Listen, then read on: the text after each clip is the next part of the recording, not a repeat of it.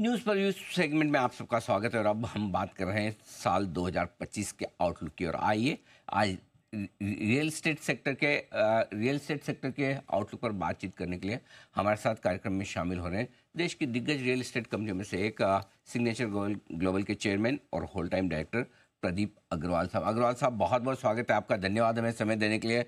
I am sure कि 2024 तो आपके सेक्टर के लिए ड्रीम ईयर साबित हुआ। मेरे ख्याल से अब तक का रिसेंट सालों का सबसे बढ़िया साल रहा होगा सर 2024। नमस्कार अनिल जी, बहुत बहुत शुक्रिया इस प्रोग्राम पर बुलाने के लिए। Thank you sir. एंड आपने बिल्कुल ठीक कहा, लास्ट 11 सालों में जो ये साल रहा ये सबसे बेहतरीन था।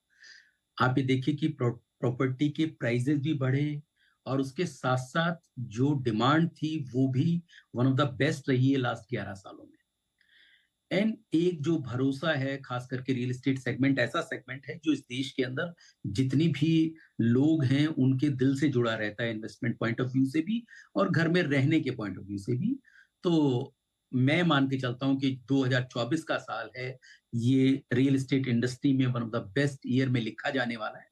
ऑफ कोर्स आने वाले जो साल हैं वो भी और बेहतरीन होंगे, लेकिन इस साल को लास्ट 11 साल में आप ये कह सकते हैं कि काफी बेहतरीन ईयर ये गया है। पिछले 11 साल में सबसे बढ़िया साल रहा है। जाहिर सी बात है कि हाई बेस पर अब 2025 की तुलना होगी 2024 के सामने। तो दो चीज़ें जो सबसे इंपॉर्टेंट है रियल एस्टेट सेक्टर के लिए, एक घरों की बिक्री और दूसरा दाम। दोनों के लिहाज से 2025 में क्या आउटलुक है? क्या 2025 2024 के मुकाबले में 25 साबित होगा? देखिए, बिल्कुल मैं बुलिश हूँ, क्योंकि रियल एस्टेट मार्केट क्योंकि एक लॉन्ग टर्म मार्केट है। ये कुछ ऐसा नहीं है कि आज ये मार्केट कम या अप एंड डाउन है तो उससे कुछ बहुत ज्यादा इम्पैक्ट होता है, क्योंकि अल्टीमेट जो एंड यूजर है उसको अपना घर खरीदना है। 2025 में भी ये जो एक जो ट्रेंड चला है घर खरीदने का, ये मुझे लगता है कंटिन्यू रहेगा।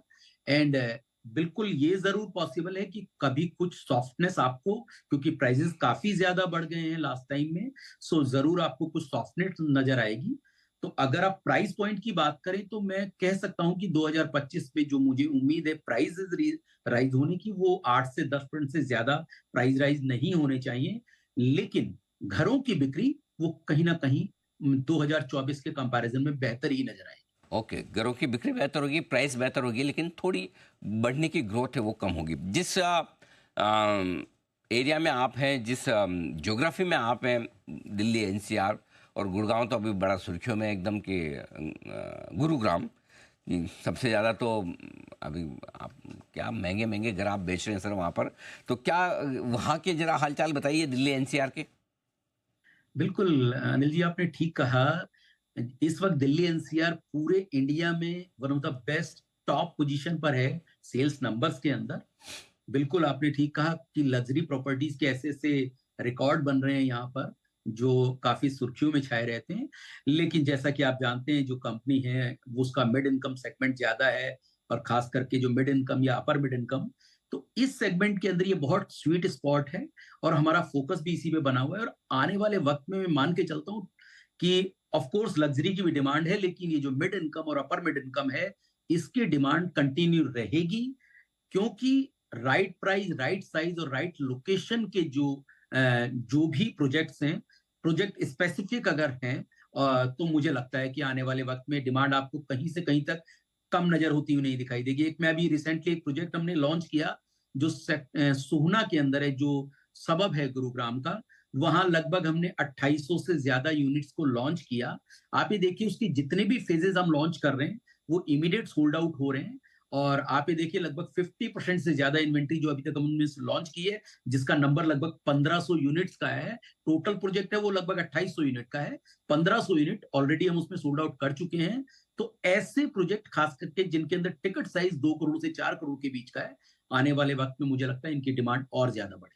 परफेक्ट, बहुत बढ़िया। अब आते हैं सर आपकी कंपनी के बारे में बात करते हैं। 2024 और 2025 सिग्नेचर ग्लोबल के लिए किस तरह से बेहतर रहेगा?